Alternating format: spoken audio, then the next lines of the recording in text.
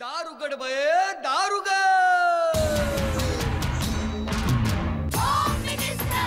कोणाला बघ home minister शाळेला उशीर होतो होम मिनिस्टर आज कामवाली बाई पण नाही आली होम मिनिस्टर पदरावरती सरकारीचा मोर नाचरा हवा संसारातून वेळ काढून खेळ खेळूया नवा होम मिनिस्टर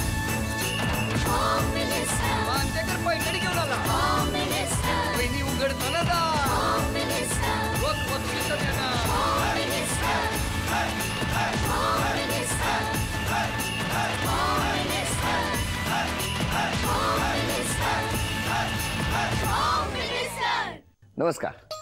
एक्सो डिशवॉश बार प्रस्तुत home minister powered by Fortune oils and फूड्सच्या आजच्या भागामध्ये मी आदेश बांदेकर आपल्या सगळ्यांचं मनापासून स्वागत करतो.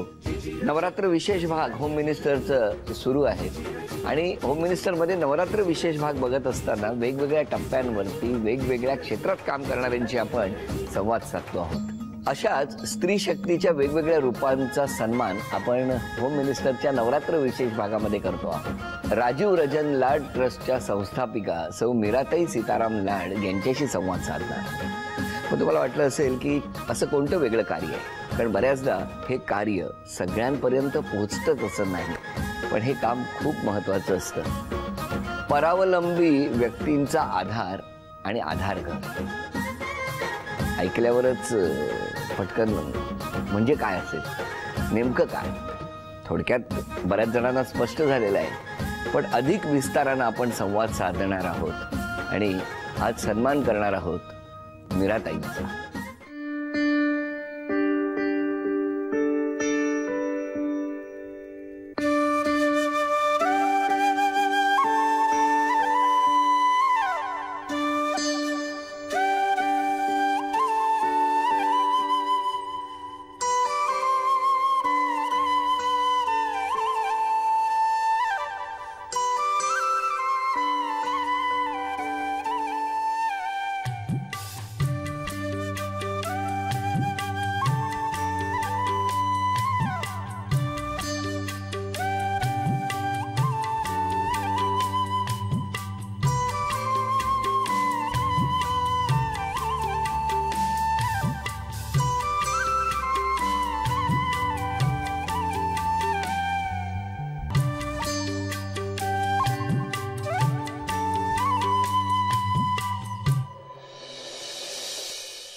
नमस्कार करतो.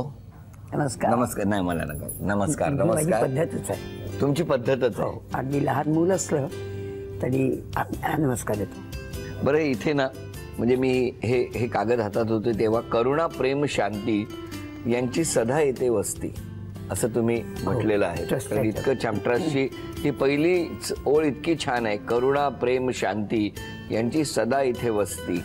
म्हणजे याच्यात किती करुणा असेल, किती प्रेम असेल, किती शांती असेल हे मला तुमच्या चेहऱ्याकडे बघूनच कळतंय. असं नमस्कार. धन्यवाद. अरे वा वा वा. बरं, मला सांगा आधी तुमचं बालपण कुठलं मीराताई? मी तशी बेळगावची आहे, म्हणजे जन्म माझा मुंबईचा, कारण आईचं बाहेर मुंबई, पण मी बेळगावची सुंठणकर, मीरा पुरुषोत्तम सुंठणकर. हां. मी मुद्दा माझ्या आईचे नाव सांगणार आहे. माझ्या आईचं नाव अन्नपूर्णाबाई, कारण मी 2 वर्षाची सुद्धा नव्हते तेव्हा माझे वडील गेले आणि आम्हा 4 बहिणींचा प्रतिपाद आम्हाला वाढवणं माझ्या आईने ज्या तऱ्हेनं केलं, त्यामुळे मला माझ्या आईचं नाव नेहमी वडिलांजवळ सांगावं असं वाटतं. मग मुंबईत आल्यावर कुठे राहिलात? दादरला हिंदमाता सिनेमाच्या जवळ जी सेंट पॉल स्ट्रीट जो रस्ता आहे, हां, तिथं गौतम निवास म्हणून इमारत आहे. लग्नाचं कसं काय जमलं? लग्नाचं म्हणजे माझ्या मैत्रिणीच्या नवऱ्याने, म्हणजे नाना कामतांनी, ते आणि हे दोघं जण, आणि हे म्हणजे लाड लाड लाड आलेत ना? हो, बोलवूया त्यांना. हो, बोलवूया. चला या. नमस्कार. नमस्कार. तुमचं बालपण कुठलं? वेंगुर्ला. वेंगुर्ल्यात कुठे? वेंगुर्ल्यात काजू कारखानदार झाटीये. अरे वा. आम्ही. हो. बरं, तुमचं लग्न कसं जमलं? असा विषय होता, मग त्या म्हणाल्या, मग म्हटलं चला लाडांना बोलवूया. ते काय झालं? बोलवा. नाही, त्याबद्दल मी सांगते, तुम्ही विचारलं तुम्ही. माझी जी कलिग होती चिकित्सक मधली, त्यांचे मिस्टर जे ते ह्या आपल्या निंबाळ आश्रमाचे हे साधक आहेत, गुरुदेव रानड्यांचे. तर तर माझ्या मैत्रिणीला, माझ्या सगळ्या काही मैत्रिणींना वाटायचं आपण हिला म्हणजे आपण सगळे यांनी राहू. तर नाना कामतांनी यांना सांगितलं होतं पूर्णपणे की असंच आपण जाणार आहोत. पण माझे विचार काही थोडेसे वेगळे होते. मुलगी दाखवणं वगैरे मला काही पसंत नव्हतं. त्यामुळे मला त्यांनी काही ही कल्पना दिली नव्हती. आणि फक्त नाना तिकडे आलेले आहेत आणि इकडे आले. मला काहीही माहिती नसताना आमच्या घरात लोक जाणारे याला मला सांगितलं होतं की आपण जातो त्या ती जी उंच आहे तिला म्हणजे तुला पसंत आहे का बघ. हो हो असं सांगितलं. म्हटलं हरकत नाही. इंटरव्ह्यू झाल्यानंतर I had talked with her. आणि तर खाली अंतर विचारलं. म्हटलं पत्रिका जमली तर I to marry her is a challenge and I accept this challenge. बरं. आणि मग लग्न कधी झालं? किती तारीख? 60 साली. 1960 मध्ये. आता त्यानंतर तुमचा प्रवास सुरू झाला. हो. म्हणजे आता आपण या विषयाकडे वळणार आहोत की इतकं मोठं कार्य तुमच्या हातून घडतं आहे. आणि मग राजीव रजन लाड ट्रस्ट ची स्थापना कधी झाली? आम्हाला ही जुळी मुलं होती, राजीव आणि रजत. फक्त त्यांच्या जन्मामध्ये 5 मिनिटाचं अंतर होतं. मी मुद्दाम पहिल्यांदा सांगते तर त्यांची पत्रिका आम्ही बनवली होती आणि पत्रिका माझा ज्योतिषशास्त्रावरती विश्वास आहे. बरं. हां. तर त्या पत्रिकेप्रमाणे अपमृत्यू हा होता, माहिती होता. पण कदाचित आपण काही जे करतो ह्यांची गुरूंची आराधना आमकं दुःख तर त्यामुळे हे होऊ शकते. कारण शेवटी आपण मृत्यू कोणाचाही बदलू शकत नाही, काही करू शकत नाही. तर मुलं दोन्ही हुशार होती, जुळी मुलं दोन्ही हुशार होती. तो एक्स्ट्रॉर्डिनरी होता. पण ती हुशार होती, ती BCom फर्स्ट क्लासमध्ये पास झाली. त्याला याला MBBSला फर्स्ट MBBSला डिस्टिंक्शन मार्क्स होते. तर अशा प्रकारचा तो होता. पण शेवटी आयुष्य ठरले आणि ते ठरलेलंच होतं. त्याप्रमाणे काही कारणं झाली आणि दोघंही गेले. तिचं लग्नही झालेलं होतं. तिचं लग्न ऑक्टोबर महिन्यात दसऱ्याला झालं आणि पुढे ती 3 मार्चला गेली आणि ऑक्टोबर महिन्यात लग्न होऊन हा 8 नोव्हेंबरला गेला.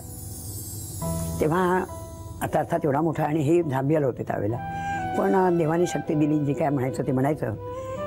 आणि विशेषतः गुरुदेव रानड्याने असं एक वाक्य म्हटलं होतं, त्यांचा मुलगा गेला तेव्हा, God has given and God has taken. तर म्हणजे हे जे हे आहे ना. किती वयाच्या कितव्या वर्षी कुणाच्या दोन्ही मुलं गेली? वयाच्या 20व्या.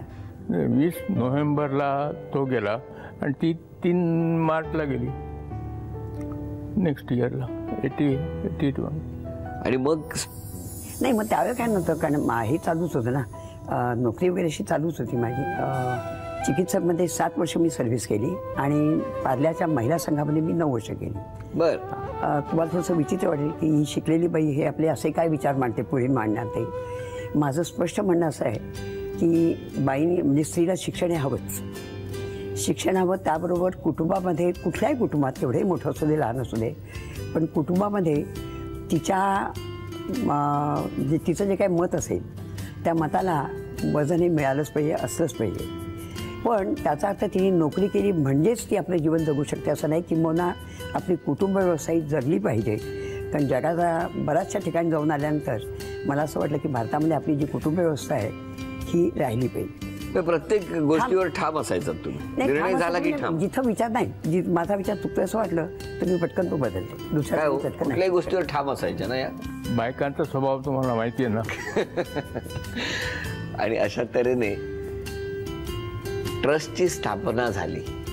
बरोबर. मग तुम्ही दोघांनी ट्रस्ट स्थापन करण्यावरती मात्र दोघांचं एकमत होतं. दोघांचं एकमत होतं की आपण काहीतरी केलं पाहिजे, आपल्याकडनं दुसऱ्यांसाठी काहीतरी करता आलं. कारण लहानपणी मी जे संस्कार घेतले होते ते आपण आपल्याकरता जगत नाही, फक्त समाजाकडून जर आपण घेतो तर समाजाला देणं हेही आपलं कर्तव्य आहे. समाजासाठी काहीतरी करायचं, समाजाला काहीतरी द्यायचं, हे ठरवूनच या ट्रस्टची स्थापना झाली. या गप्पा म्हणजे या आजच्या गप्पा खूप काही देऊन जाणाऱ्या आहेत. काही क्षण असे असतात की जेव्हा प्रत्येकाला असं वाटत असतं की अरे आपण दुसऱ्यांसाठी काहीतरी करू शकतो का, पण विचार मनातच राहतात. पण मीराताईंच्या बाबतीत तसं झालं नाही. त्यांनी ते विचार फक्त मनात ठेवले नाहीत, तर त्याच्यात एक पाऊल पुढे टाकून समोरच्यांना आधाराचा हात त्यांनी दिला. त्याविषयी आता मला जाणून घ्यायचं आहे. याच वेळेला जेव्हा हे विचार होती तेव्हा मी काही नुसती घरी बसून राहणारी नव्हते, हे त्यांना आधीपासून सांगितलं होतं. कारण चुलीचे जे 3 दगड मांडलेले असतात, स्वयंपाक करायलाच हवा. ज्यावेळेला आपण स्वयंपाक न करता चालू शकता अशा वयाला येऊ शकतो त्यावेळेनंतर आपण बाहेरचं काम केलंच पाहिजे असा माझा पहिल्यापासूनचा हे होता. आणि म्हणून त्या विचारामुळे जेव्हा हे मधलं सगळं माझं आयुष्य हे झालं त्यानंतर हा ट्रस्ट स्थापन केला. ट्रस्ट स्थापन केल्यानंतर हे तुम्हाला मी सांगितलं काय त्याचं ध्येय. मग सुरुवातीला पैसे वगैरे कसे काय त्याच्यासाठी? 1,000 रुपये. 1,000 रुपयांनी आम्ही हा ट्रस्ट सुरू केलेला आहे. तर ते मी मुंबईत काही संस्था पाहिल्या आणि मला त्या ठिकाणी कुठेही काम करावंसं वाटलं नाही. मग आपण काय करू शकतो? तर त्याच वेळेला बाबा त्यांच्याबद्दलचं पुष्कळ याच्या साधनेमध्ये म्हणा इतर गोष्ट. तर मी असं मनाशी ठेवलं की चला, कुष्ठरोगाकडे कोणी बहुतेक फारसं काम करायला वळत नसेल, त्यामुळे तिथे आपल्याला काम करायला निवृत्तपणे हरकत नाही. आणि म्हणून मी कुष्ठरोगाच्या क्षेत्रातच मी पुढे काम करेन असं ठरवलं. असं त्यावेळेला ठरवलं. नंतर झांबी येऊन किंवा ते असं मध्ये आम्ही येत असू. तर त्याच वेळेला माझ्या मैत्रिणीचा मुलगा जो एक डॉक्टर सतीश चाखळकर, त्याच्याशी बोलताना मी असं म्हटलं की अरे मी नंतर झांबी येऊन आलो की आम्ही असेच जाणार आहोत, मी जाणार आहे. तर तुम्हाला इतक्या लांब कशा करता? मुंबईच्या जवळ आहे असं ठिकाण. मुंबईच्या जवळ कुठे? तर म्हणाला पनवेलला मी नेराला मी गेलो होतो, कारण तो MBBS पास झाल्यानंतर ती इंटर्नशिप जी असते त्याकरता तो नेराला आला होता. आणि तोपर्यंत तिकडे प्रभुगुरुजी चालवतात, त्यांनी सुरू केलेली असं मी ऐकलं. तर तुम्ही का नाही हे करत? मी म्हटलं बरं, ते लक्षात ठेवलं. आणि थांबीवर आम्ही या रविवारी आलो आणि पुढच्या रविवारी आम्ही दोघांनी पहिलं पाऊल या कुष्ठरोगनिवारणच्या या सध्याच्या याच्यात टाकलं. आणि मग तिथे गेल्यानंतर कसं कोण जाणे, काय मला अनुभवाला मला सांगता येणार नाही. पण मी म्हटलं की यांना की अहो मला इथे काम करावंसं वाटतं. ते म्हणाले मलाही असं वाटतं की तू इथे काम करावंस. आणि तिथून जे मी बाहेर पडले तिथे आम्ही राहिलो एक दिवस. थोडीशी कल्पना घेतली. फक्त तेव्हा जे 27 हे होते आपले कुष्ठरुग्ण आणि 27 होते तेव्हा. 27 रुग्ण त्यावेळेस फक्त होते. डॉक्टर होते, एक काम करणारं जोडपं होतं, डोंगळे पती पत्नी, आणि मुख्य आमचे गोविंदराव शिंदे जे कार्यवाहते ते अशी तिथे नव्हते. तर ते येणारे नाही पुढचं होतं. पण आम्ही शनिवार रविवार तिथे राहिलो. आणि नाही, रविवार सकाळी मी गेलो होतो नाही का, रविवारचा दिवस राहिलो आणि आम्ही आलो. मग त्यानंतर दादांचं म्हणजे गोविंदराव शिंदेचं मला पत्र वगैरे की तुम्ही असं येऊन गेलात वगैरे, तर पुन्हा यावं. पण मला आवडलं तो, त्यामुळे आम्ही जातच राहिलो आधीमध्ये. म्हणजे जेव्हा आम्ही यायचो त्यावेळेला मी याला जायची, कुठे आपल्या शांतिवनामध्ये एक भेट सकाळपासून संध्याकाळी. शांतिवन असंच नाव आहे त्याला? शांतिवन हे त्या प्रोजेक्टचं नाव आहे. प्रोजेक्टच्या संस्थेचं नाव कुष्ठरोग निवारण समिती. बरं. मग आता तिथेच तुम्ही काम करताय? हो, तिथेच मी काम करते. तिथंच मी राहायला गेले. 19 साली हे रिटायर झाल्यानंतर. पण आता किती जण आहेत तिथे? मला वाटतं एकंदर पती पत्नी आणि मुलं सगळी मिळून 150च्या जवळपास आकडा आहे. 150च्या जवळ. पण हे कमी आहेत, रुग्ण आता कमी आहेत. आणि नव्याने फार भरती होत नाही पूर्वीसारखी, कारण तो रोग खरोखरच कंट्रोलमध्ये आले. पण आता इथे असलेल्यांपैकी तुमच्या मदतीसाठी विष्णुप्रभू देसाई हे जे आहेत, हे माझ्याही आधीपासून, मी 83 साली पाऊल टाकलंय, तर ते 80च्या आधीपासून तिकडे जात होते. बोलवूया ना त्यांना. जरूर या. तुम्ही कुठे राहायला होता आधी? मी आधी मुंबईत होतो लहानपणी. योगेश्वरीला गेलो, मग नालासोपाराला गेलो, आणि तिथून मग एकदम कुष्ठरोग निवारण समिती शांतिवनमध्ये राहिलो. तुम्हाला असं कसं काय वाटलं की या कार्यात आपण? सुरुवातीपासून मुंबईमध्ये असताना सुद्धा आम्ही जेव्हा नोकरी वगैरे करत असतो तेव्हा मुंबईतल्या चळवळीशी, ज्या समाजवादी विचाराने चालणाऱ्या ज्या सगळ्या चळवळी चालत होत्या, त्या चळवळीमध्ये मुंबईत जेवढं आपल्याला शक्य करता येईल तेवढे आम्ही त्यात सहभाग घेत असतो. तुमची आणि ताईंची ओळख कधीची? कुष्ठरोग निवारण समितीमध्ये आल्यानंतर ताईंची ओळख झाली. आणि मग त्या कुष्ठरोग निवारण समिती मी जॉईंट सेक्रेटरी सहकार्य म्हणून काम करत होतो, अनेक वर्ष काम करत होतो. आणि त्यांचं असं ट्रस्ट काम करतो आहे, ते म्हणाले आम्हाला ह्या ट्रस्टतर्फे काम करायचं. आणि त्या ट्रस्टने शांतिवनला 50 लाख रुपये देऊन शांतिवनमध्ये आधारघर सुरू केलं. ते राजयोजन आधारघर पहिलं सुरू झालं शांतिवनमध्ये, तो प्रोजेक्ट. आणि तो शांतिवनने स्वीकारला आणि तो शांतिवनच्या कुष्ठरोग निवारण समितीच्या नावाने आम्ही तो सुरू केला. बरं, याचं लोकेशन कुठे एक्झॅक्ट कुठे आहे हे कुष्ठरोग निवारण समिती? हे शांतिवनच्या जागेचं नाव आहे. हो, हे पनवेलपासून 10 किलोमीटरवर नेरे म्हणून गाव आहे, तिथून एक 1.5 किलोमीटरवर संस्थेची 122 एकर जमीन आहे. तिथे हा सगळा मूळ कुष्ठरोगाचं निर्मूलन आणि पुनर्वसन हा प्रकल्प चालतो. आणि कुष्ठरोगाबद्दलची जी काही सामाजिक घृणा होती, भीती होती, ती जर दूर करायचं असेल तर नुसतं कुष्ठरोगाचं काम करून भागणार नाही, अशी त्या सगळ्यांची कल्पना होती. आणि त्याच्यासाठी मग अनेक त्याच्यामध्ये निरनिराळे संस्था आल्या पाहिजेत, काम सुरू केलं पाहिजे. त्यातून राजयोजन आधारघर एक त्याच्यामध्ये आलं. बऱ्याच जणांच्या मनात इच्छा असते की आपल्यालाही असं काहीतरी करता आलं पाहिजे, किंवा अशा गोष्टी ऐकल्यानंतर. कारण आपण बघितलंय की होम मिनिस्टरचे आत्ताचे जे काही नवरात्र विशेष भाग सुरू आहेत, ते भाग झाल्यानंतर बऱ्याच जणांचा ओघ की खरंच अरे मलाही करायचं आहे, पण नेमकं कुठे जाऊन काय करू, असा बऱ्याच जणांना प्रश्न पडत असतो. तर या निमित्तानं अगदी पनवेलपासून जवळ असलेल्या नेऱ्या गावापासूनच काही अंतरावर हे शांतीवन आहे. नक्की जा, एकदा तरी या सगळ्यांना भेटा, खूप वेगळा आनंद मिळेल. मी लवकर कधी जाता येईल यासाठी उत्सुक आहे. आता यानंतर अजूनही म्हणजे आता हा आधार वड एवढ्यापुरताच मर्यादित राहिला नाही, तर त्याच्या शाखा विस्तारू लागल्या. त्याबद्दल पुन्हा तुम्हा तिघांचं स्वागत. तुम्हाला तिघांनाही नमस्कार. बरं, आता हे कुटुंब तुमचं म्हणजे या कार्यात मदत करणारं एवढ्यापुरतं मर्यादित राहिलं नाही, तर विस्तारलं, कारण हे कुटुंबच आहे. बरोबर. मग आता अजून काही कुटुंबातले सदस्य आलेले आहेत, त्यांच्याबद्दल सांगा. त्यापूर्वी तुम्ही काहीतरी बोलू इच्छिता. हे आहे मी माझे बाचे होते, त्याचे हा शेवटचा विनय घोडगे, त्यांनी ते इनिशिएटिव्ह घेतला आणि पुढे सुरू ठेवलं. या, तुमचं पण स्वागत. नमस्कार, तुमचंही स्वागत. आपलं नाव? मी सुप्रिया घोडगे. सुमेधा घोडगे. अरे वा. हो, नाही, तुमच्याबद्दल सांगितलं की हे कार्य आता तुम्ही पुढे सुरू ठेवलेलं आहे. हे एकट्याचं काम नाहीये, सगळ्यांनीच चालू ठेवायचं आहे. त्यामुळे मी एकटा असं नाहीये, बाकीचे आहेत सगळे बरोबर. त्यामुळे असंच ते पुढे चालू सगळ्यांना घेऊन जायचं आपल्याला. बरोबर आहे. ज्या वेळेला संस्था स्थापन होते, एखादी काम सुरू होतं, तर ती व्यक्ती शेवटपर्यंत जात नसते. प्रभुगुरुजींच्या नंतर 2-3 हे झाल्या कुष्ठरोग निवारण समितीमध्ये.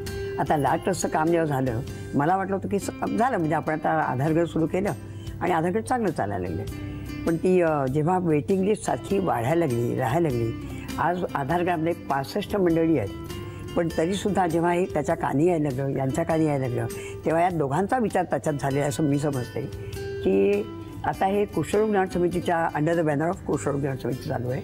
मग असं आपल्याला लास्ट ट्रस्टतर्फे का सुरू करू नये, म्हणजे लोकांची गरज आणखीन भागेल अशा विचारानं बहुतेक ते झालं असावं.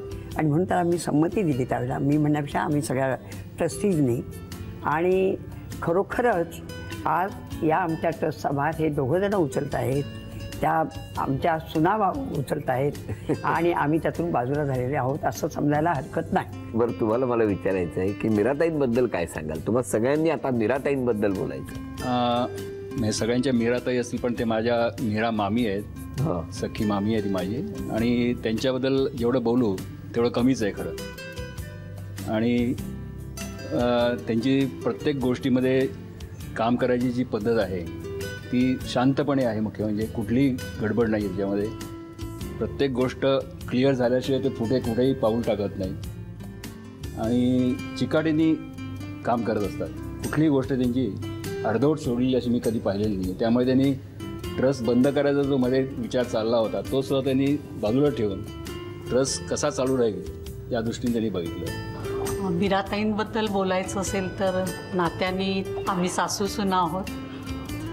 त्यांना आम्ही बरीच वर्ष ओळखतो आहे. आधार घरात मी गेली 7-8 वर्षच काम करते आहे. मी आता फ्री झालेली आहे. माझ्या संसारातून मुलांची लग्न झाली आहे, त्यामुळे काहीतरी करावंसारखं वाटत होतं आणि त्याचवेळी त्यांचं बोलावणं आलं आणि काम सुरू केलेलं आहे. प्रत्येक गोष्ट करताना त्यांची चिकाटी आणि ते काम कसं करायचं, चारी बाजूनी विचार करण्याची पद्धत जी आहे तो एक आदर्श आहे. त्यामुळे या कामात आपलाही काही सहभाग असावा असं मला वाटलं.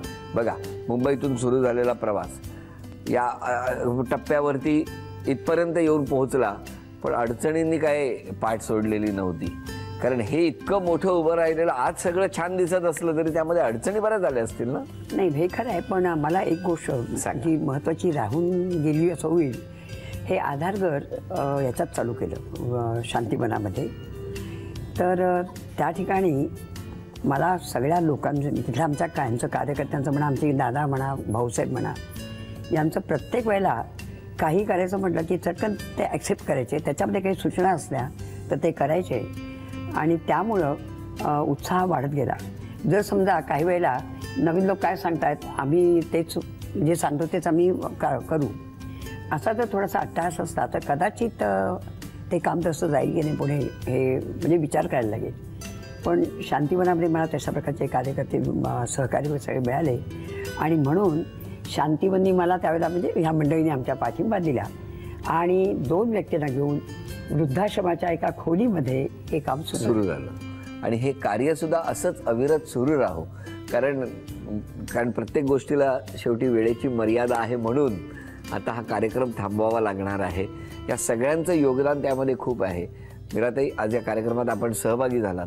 आता क्षण आलेला आहे तुमच्या सन्मानाचा. झी मराठीकडून ही भेटवस्तू तुमच्यासाठी. आपण आलात, नमस्कार. झी मराठीकडून ही भेटवस्तू, ही भेटवस्तू तुमच्यासाठी. नमस्कार. एक्सो डिशवॉश बार यांच्याकडून मीराताईंना ही भेटवस्तू. यांच्या प्रत्येक कार्याला, प्रत्येक गोष्टीला देव आणि वास्तू तथास्तू म्हणू असं म्हणत तथास्तू पुणे यांच्याकडून ही पैठणी देऊन सन्मान करूया मीराताई.